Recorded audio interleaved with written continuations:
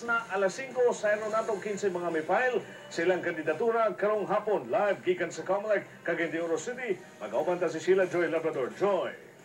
PJ, mamahimog yun nga kulbahinam ang mataliabot nato nga piliay sa Mayo 2013 kay kabalo ba ka mga kapamilya, upat na ang mi-file sa ilang sertipiko di kandidatura nga buot mo papili pagkamayor din sa syudad sa Cagayan de Oro. O kung ang uban doon ay gimmick nga grabe ala fiesta ang ilang pagduso, pagdangat din sa City Comelec, pagduso sa ilang certificate di candidacy pasado alauna karong hapon lamang.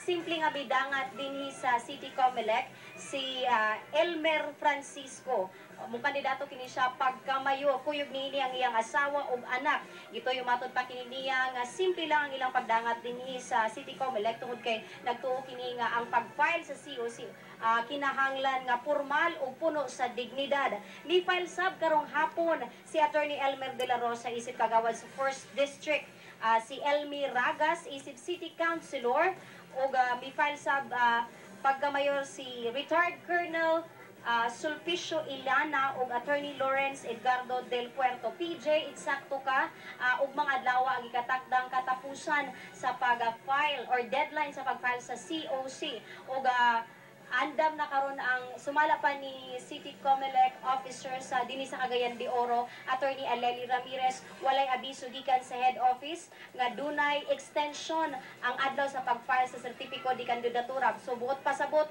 ug mga adlaw ang katapusan pag-file sa sertipiko di kandidatura. Ug as always, PJ, buot ipahibalo sa mga personahe sa Comelec, giandama na nilang daan ang mahitabo kag ugmang adlaw nga mudag sa ang daghang mga katawan o buot mo papili sa karong Mayo sa 2013 dinhi sa syudad sa Cagayan de Oro nga mohabol sa last minute nga filing sa COC. Joy, okay? Doon na ba'y line up nga gipresenta si ang negosyante si Elmer Francisco? PJ, wala pa'y gibutyag nga mga iyahang suportahan nga mga kandidato. Apan sumala pa PJ, dakong garbo niya nga irepresenta ang iyang kaugalingon tungod kay but lang niya nga dunay matigayon nga kabag-uhan dinhi sa syudad sa Cagayan de Oro. Okay, salamat Sheila Joy Labrador.